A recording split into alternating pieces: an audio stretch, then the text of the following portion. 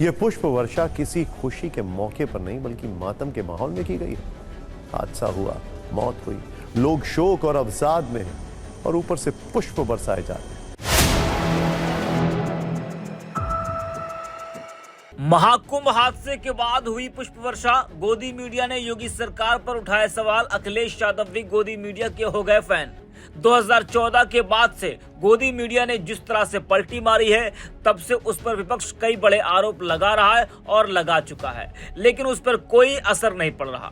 हर समय मोदी योगी बीजेपी का गुणगान करने वाली गोदी मीडिया अब बदली बदली नजर आ रही है।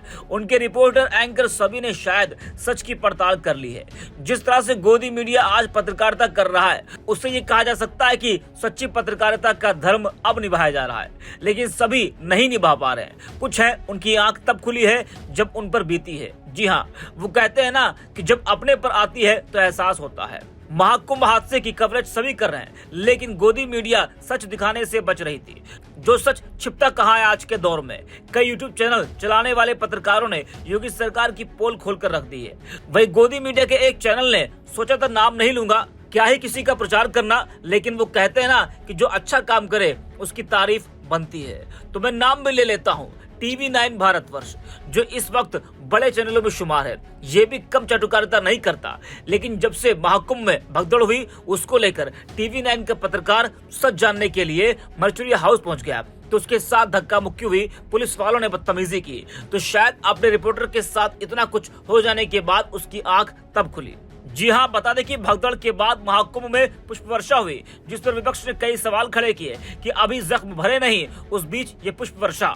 वह TV9 भारतवर्ष ने भी इस खबर को प्रमुखता से दिखाई।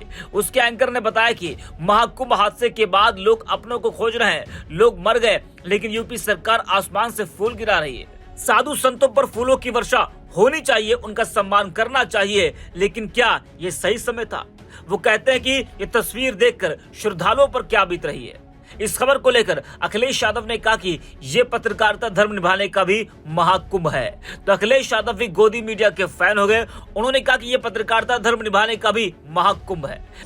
चाहे व्यवस्था पर लाख सवाल उठाए जाए, हम लोग भगदड़ में कुचल जाएं, लेकिन पुष्प वर्षा अवश्य होगी। आसमान से फूल जरूर गिरेंगे।